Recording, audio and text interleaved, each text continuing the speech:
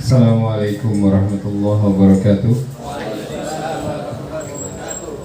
Innal hamdalillah nahmaduhu wa nasta'inuhu wa nastaghfiruh wa na'udzu billahi min shururi anfusina wa min sayyiati a'malina. May yahdihillahu fala mudilla lahu wa may yudlilhu fala hadiya lahu.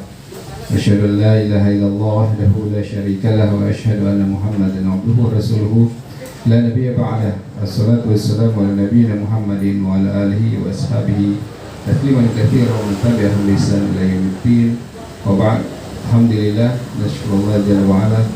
Ahlan wa sahlan wa marhaban bikum jami'an. Selamat datang saudara-saudaraku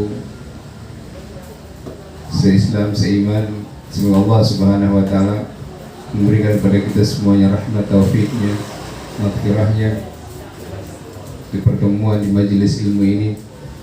Dan alhamdulillah, dikarenakan ada hal yang istimewa sehingga kita kajiannya kita ringkas. Iya. Nah, dan alhamdulillah la ba'as. Semuanya baik insyaallah. Kemudian juga bagi saudara-saudaraku jamaah sekalian yang hari ini mungkin ya sudah bisa hadir, dan mungkin ini adalah pertemuan pertama, kedua, atau yang ketiga, saya ucapkan selamat datang semuanya. Salam kenal. Semoga Allah Subhanahu wa taala memberikan rahmat kepada kita dan memberikan syafaat kepada kita dengan sebab persahabatan kita karena Allah Subhanahu wa taala. Karena Nabi sallallahu alaihi wasallam bersabda, tidaklah dua orang yang beriman mencintai karena Allah, mereka bertemu dan berpisah karena Allah Subhanahu wa taala, kecuali Allah Subhanahu wa taala akan mengampuni dosa di antara keduanya. Yaitu salah satu hikmah kita duduk di sini bertemu bersalaman karena Allah Subhanahu wa taala. Jadi secara umum, padahal saya sudah siapkan ya stabilo ini, karena saya pikir ini pertemuan terakhir. Jadi saya mau kasih banyak-banyak dulu ini. Kata Allah ya, panitia baru ingatkan tadi. Ya, oh iya adalah, tidak apa-apa, alhamdulillah. Ya, jadi menjadi PR buat kita supaya nanti segera kita bisa dipertemukan kembali oleh Allah atau di majelis yang lainnya di Baitul Darlis depan Polda, sama kitab yang sama juga.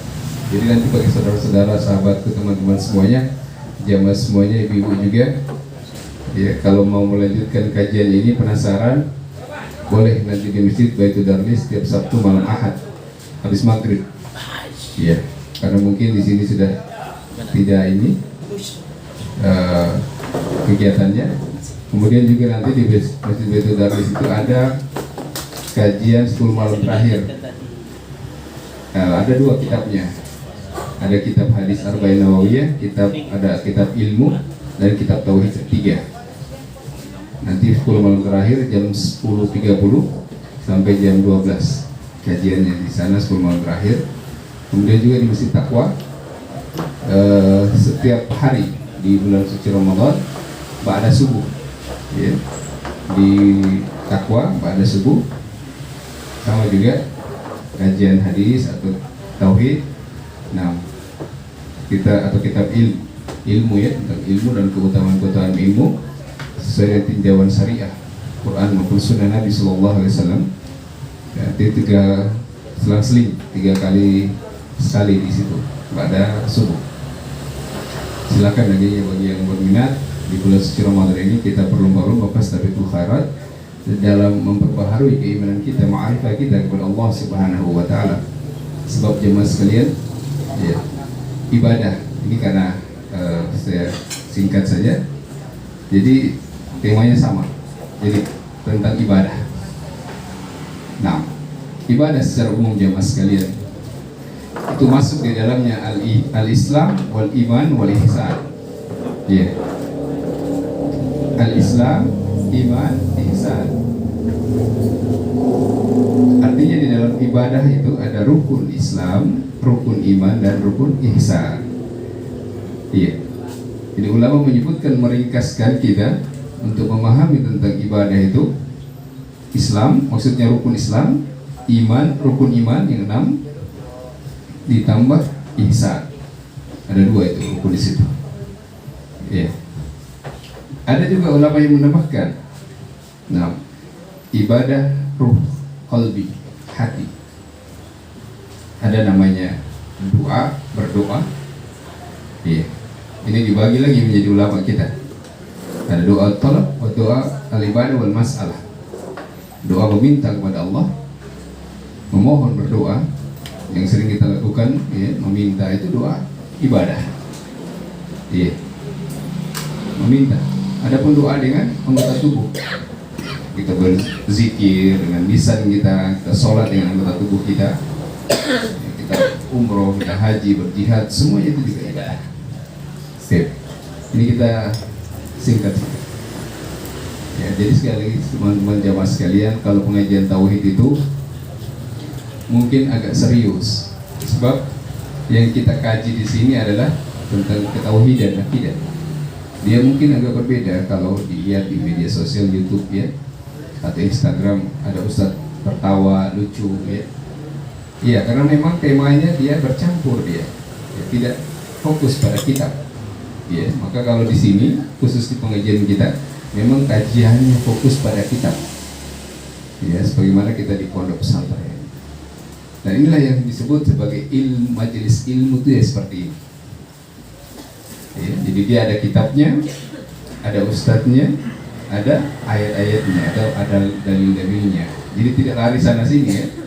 Ini fokus. Nah, sudah kita sebutkan tadi tentang ibadah.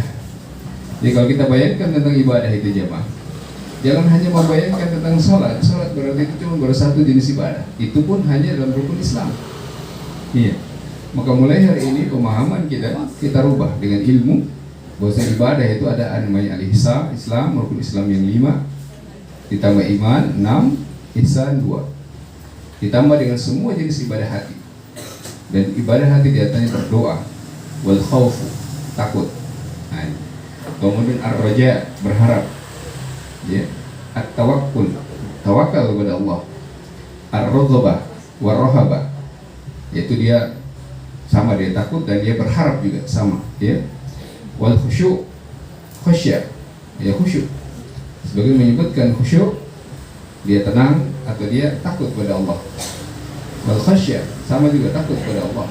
Wal inabah, nah inabah ini dia kembali. Jadi luar biasa, ya, kajian kitab kita ini. Dia menjelaskan tentang semua masalah yang sebenarnya kita hadapi dalam kehidupan sehari-hari. Nih, bayangkan kalau kita patah hati, galau, kena musibah, kalah tender, tidak dapat jabatan, kena fitnah, diuji, rugi dalam niaga perniagaan. Maka lihat, ada namanya al-inabah. Inabah itu kembali. Wa anibu ila rabbikum waslimulah. Kan begitu dalilnya.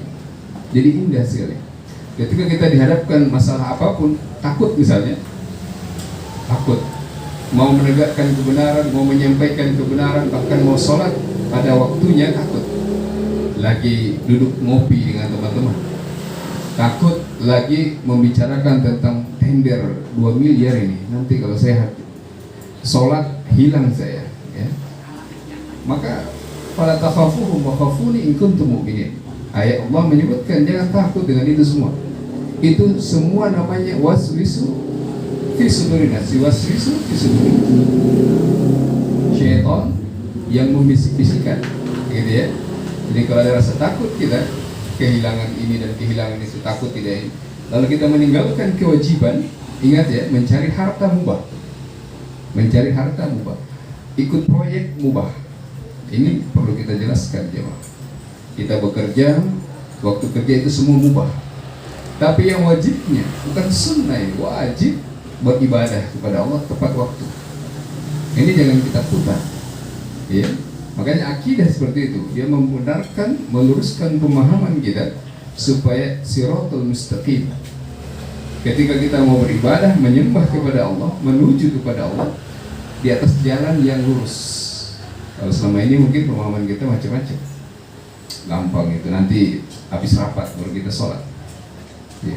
Yang lucunya ada pula orang sholat jamaah sini, dia sholat sendiri di sana. Tadi begitu juga, di masjid, kita buat jamaah sini, banyak sekali orang sholat sendiri-sendiri, karyawan ini. Coba antum bayangkan ya, karyawan di sebuah mall atau supermarket nggak mau sholat jamaah. Coba, dosa apa ya? Al-khawf wal khasyah, takut. Betul tidak? Ada dosa masuk juga dosa tawakal. Betul tidak? Iya. Karena dia bertawakal dengan pekerjaannya. Kalau dia terlambat dia jamaah, bahaya ini. Tuh, iya. Dia takut kalau dia sholat jamaah nanti begini. Harap juga begitu. Dia berharap tidak sepenuhnya kepada Allah, tapi kepada sebab pekerjaannya. Sehingga kalau dia sholat nggak usah jamaah cepat-cepat, dia munfarid, sholat sendiri-sendiri. Ini beberapa pemahaman yang keliru di tengah masyarakat kita, dan banyak sekali. Ya. Kemudian tawakal ini zaman sekalian. Bahkan Nabi SAW menyebutkan tentang 70.000 orang yang masuk surga tanpa dihisab, tanpa diazab. Itu semua amalan cuma satu amalan, tawakal. Wa ala rabbihim yatawakkalun. Hadis riwayat Bukhari. Mereka adalah orang-orang yang bertawakal kepada Allah Subhanahu wa taala. Iya. Kriteria tentang keutamaan 70.000 orang yang masuk surga tanpa dihisab, tanpa diazab. Nah, semuanya berbicara tentang tawakal. Ya, mungkin tidak percaya tertayur, kemudian tidak melakukan pengobatan dengan cara dibakar, kemudian tidak wala rabbihim ruqyah, tidak minta diruqyah. Nah, kemudian wal khasyah fala takhshawhum wakhshawni in kuntum mu'minin. Sama ya, al khawf wal khasyah. Cuma bedanya al khawf itu takut tapi tidak diiringi oleh ilmu. Ya. Contoh, kita takut kepada seorang pimpinan atau seorang penguasa atau siapapun dia. Ya.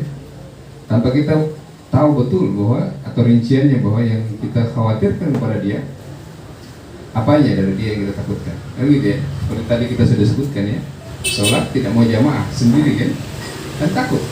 Ini namanya khauf. Iya. Maka Allah sebutkan wal khasyah, sementara khasyah itu dia takut dengan ilmu.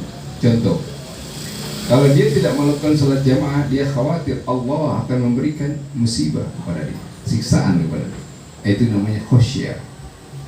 Ini jamaah sekalian, pentingnya kita memahami ini supaya betul-betul kita berislam dengan ilmu, betul-betul bersumber dari Quran dan Sunnah. Ya, jadi ada al-khawf dalam tubuh kita, hati kita. Ada juga al-khasyah.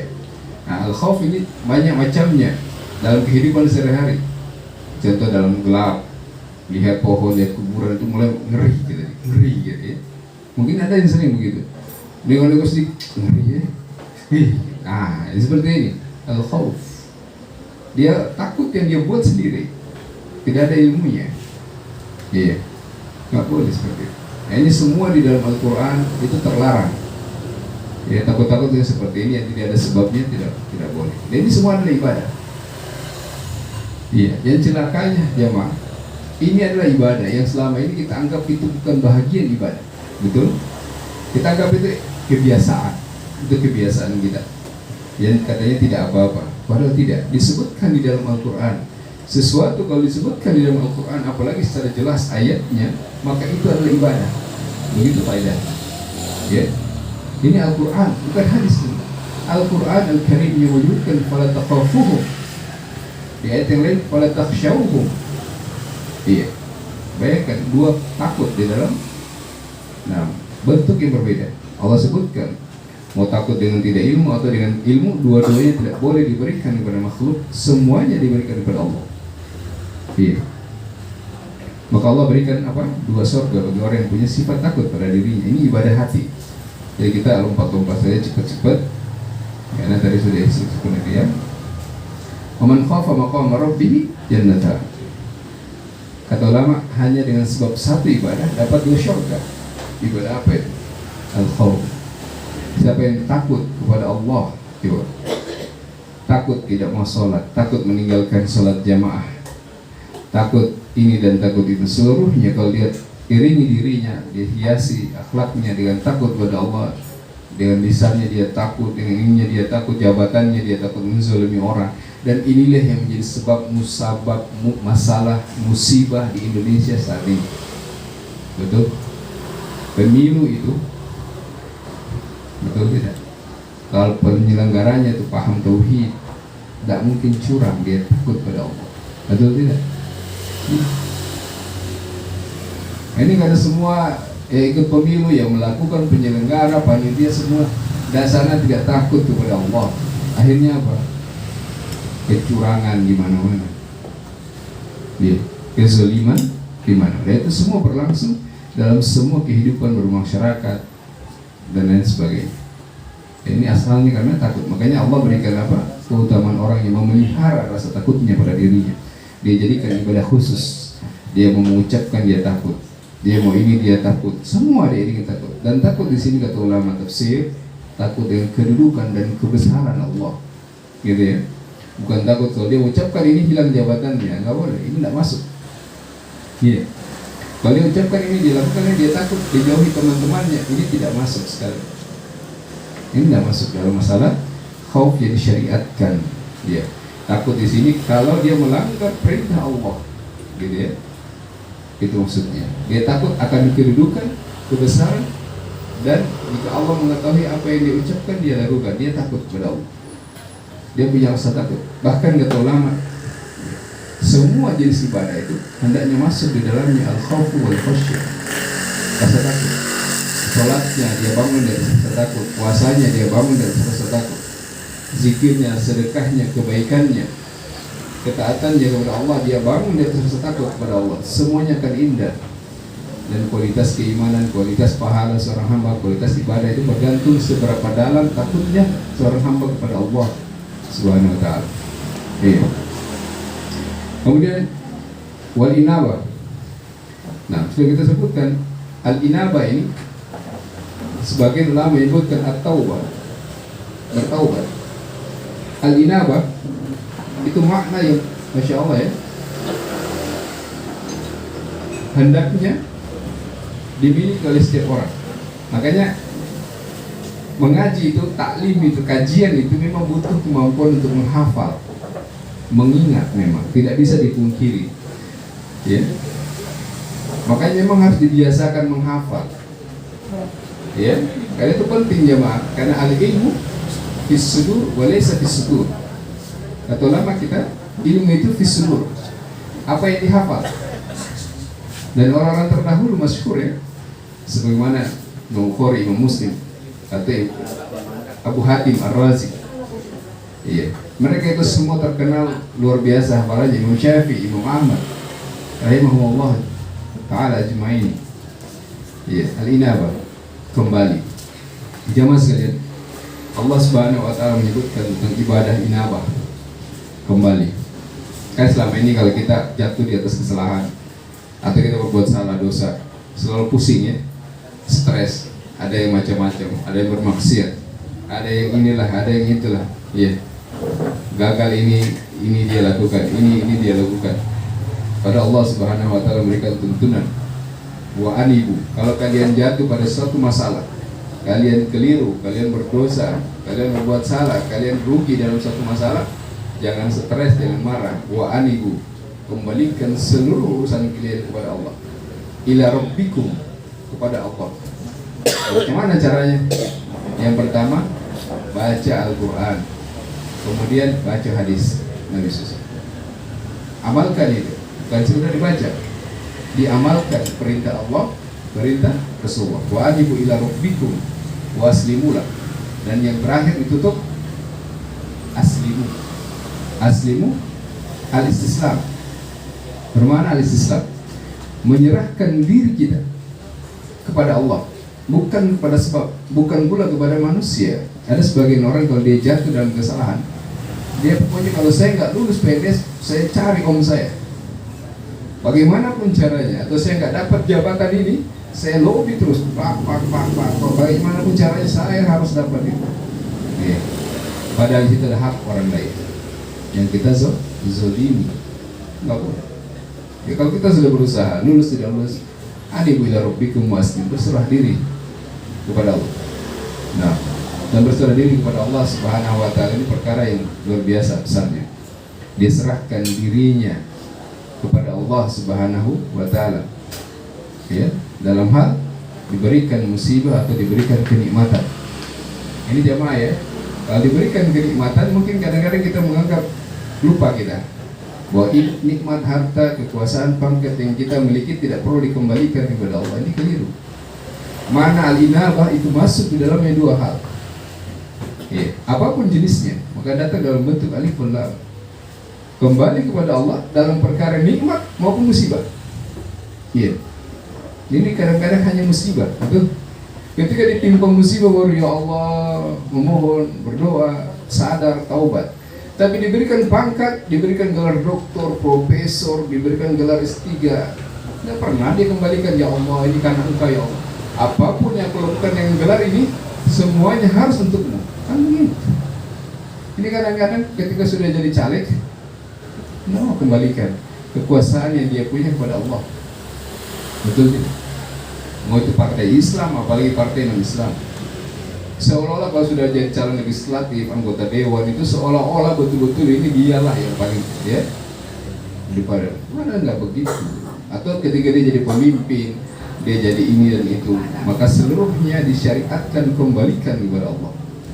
Ya, jadi perkara yang musibah, nikmat dikembalikan, maka hidup itu indah, mudah hidup itu. Ditimpa musibah kembalikan kepada Allah, ditimpa kenikmatan kembalikan kepada Allah. Alalahul khalqu wal amr. Allah sebutkan dengan ayat yang sangat singkat. Ala lahul khalqu. Ya, sungguh. Ya. Allah masukkan ke dalam al-ta'kid, penekanan. Sungguh, betul-betul sungguh. Lahu, apapun itu kepunyaan Allah, al-khalqu, semua jenis ciptaan masuk di dalam makhluk.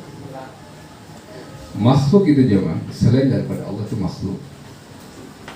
Emas, pangkat, jabatan, teman, semua selain daripada Allah, termasuk arsy, syurga, neraka, malaikat, semuanya makhluk. Apapun itu milik Allah. Istri, anak, suami, semuanya milik Allah. Wal amru, apapun masalah itu, mau masalah itu berkaitan dengan uang, kekuasaan, seluruhnya dikembalikan kepada Allah, milik Allah. Maka kata ulama, termasuk pekerjaan, kekuasaan, pangkat, rumah, mobil, milik Allah Subhanahu, berdasarkan ayat tadi. Maka kalau sudah seperti itu kan ngapain kita merasa berat dengan hidup? Apapun kita klaim punya kita, warisan-warisan kita, tanah-tanah kita, mobil. Bukan, ayat itu jelas sekali. Semua itu punya Allah. Buktinya apa? Dari awal kita lahir sudah diberikan modal oleh Allah tidak? Apa modalnya? Mata diberikan Allah, cuma-cuma untuk melihat. Anda bayangkan ya, nggak ada mata, bisa jangan jadi pegawai, bisa jadi dosen, bahkan jadi PNS, TNI, Polri, apalagi jadi ustadz, nggak bisa. Hanya dengan mata. Belum lagi yang lain, bisa telinga, pikiran. Semua modal dari siapa? Allah Subhanahu wa ta'ala. Maka hasil dari modal itu milik Allah. Coba gini, antum punya modal 1 miliar, kasih buat orang usaha, dikembangkan, jadi 100 miliar. Sekarang saya tanya, kita punya siapa 100 miliar? Kan punya kita, kan modalnya dari kita, modal awalnya. Apalagi ini Allah Subhanahu wa ta'ala yang berikan semua modal. Kalau kita begitu punya semuanya, merasa ini punya saya, ini punya saya. Mana dalilnya? Sepulik Allah. Itu kita guru kita, ulama kita, itulah yang dilakukan oleh sahabat Utsman ibn Affan radhiyallahu anhu. Beliau diberikan harta oleh Allah, itu tidak pernah merasa mengklaim harta itu punya beliau. Bahkan sampai hari ini orang terkaya itu Utsman bin Affan, tidak pernah mengklaim harta itu, sumur itu punya saya, uang itu enggak. Karena kata ulama, beliau itu hartanya sebatas genggaman tangan. Harta yang begitu luas di Madinah, ya, itu hanya sebatas genggaman tangan Utsman, itu tidak masuk ke dalam hati. Kekuasaan beliau sebagai seorang khalifah Khalifah itu apa? Kepala negara, bahkan membawahi semua negara, itu namanya khalifah. Beda dengan gubernur, hanya satu wilayah. Khalifah itu semua wilayah. Di mana Islam, khalifahnya cuma satu. Artinya rajanya raja, itu khalifah. Ini nggak pernah merasa sombong kan? Nah kita hari ini khalifah tidak, gubernur, wali kota tidak. Nah, merasa segala-galanya itu adalah kita yang menentukan. Nah, masalahnya ini penting ya, al-inabah. Ini baru makna inabah. Kembalikan semuanya itu kepada Allah dan serahkan semuanya kepada Allah. Bahkan hidup dan mati kita serahkan kepada Allah Subhanahu wa ta'ala. Ayatnya masyhur ya, qul inna salati wa nusuki wa mahyaya wa mamati lillahi rabbil alamin la syarika lahu wa bidzalika umirtu wa ana awwalul muslimin. Wal isti'anah. Al-isti'anah ini masyhur ya, dalam ayat Al-Fatihah kita sering membaca iyyaka na'budu wa iyyaka nasta'in. Al-isti'anah ini jamaah sekalian, atau ulama tafsir, semua ayat Quran itu ada dalam umul kitab Al-Fatihah. Dan Al-Fatihah itu semua tercantum dalam ayat tadi. Iyyaka na'budu wa iyyaka nasta'in. Karena di dalam iyyaka na'budu di situ ada tauhid. Al-Quran itu dari awal sampai akhir isinya tauhid. Nabi dari awal sampai akhir isinya tauhid. Jibril alaihissalam dari awal sampai akhir menyampaikan tentang risalah ketauhidan. Jadi kalau ada seorang muslim tidak paham tauhid, apa yang dia mau bawa di hadapan Allah Subhanahu wa ta'ala? Salat itu hari ini bisa dihapus oleh Allah. Bagaimana caranya? Kalau dia jatuh dalam satu saja kesyirikan, habis semua pahalanya. La in asyrakta la yahbatanna 'amaluk wa la takunanna minal khasirin. Bahkan ayat ini Allah turunkan kepada Nabi sallallahu alaihi wasallam. Wahai Muhammad, kamu bikin saja satu kesyirikan, satu, kami hapus semua amalanmu. Domir kata ganti orang tunggal, anta. Apa lagi kita? Kenapa harus bangga dengan sholat? Yang bangga itu dengan tauhid, baru sholat. Karena itu rukun Islam. 2 kalimat syahadat pertama kan, bukan sholat. Ini kadang terubah gitu. Soal sholat yang harus kita pelajari, fikih yang harus kita, sejarah. 2 kalimat syahadat, tauhidnya yang harus dibereskan. Maka Allah akan perbaiki hidup Anda, perbaiki ketauhidan kita kepada Allah. Maka Allah akan perbaiki kehidupan kita. Apapun masalahnya, musibahnya, Allah akan tolong kita. Ya, itu terkait dengan al-isti'anah. Ya, iya karena aku. Dan ini juga masuk di dalamnya. Kata ulama kita, ini kata saya ringkas, isti'anah ini merupakan penghinaan diri kita kepada Allah. Jadi ada seorang hamba itu, dia tidak mau menghinakan dirinya, maka dia berdosa. Ayatnya sering kita baca, iyyaka na'budu wa iyyaka nasta'in. Hanya kepadamu ya Allah kami memohon pertolongan. Apapun jenis pertolongannya, apapun jenis doanya, keinginannya, semuanya diberikan kepada Allah. Iya, yang besar, yang kecil, yang nampak maupun yang tersembunyi, seluruhnya diberikan kepada Allah Subhanahu wa ta'ala. Iya. Dan pertolongan ini juga hati-hati dibagi oleh ulama kita. Iya. Ada yang terlarang, ada yang dibolehkan. Dan di antara perkara yang terlarang ya, meminta kepada sesuatu yang tidak punya kemampuan untuk mengabulkan permintaan kita. Iya. Orang yang sudah mati, meninggal, tak boleh. Malah kita yang hidup harus mendoakan mereka. Iya. Kemudian juga, nah, ada tempat-tempat al-istighosa, ya,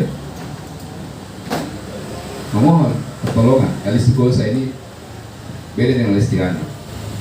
Nah, al-istighosa itu dilakukan secara berjamaah ketika ada perang Badar dan lain sebagainya.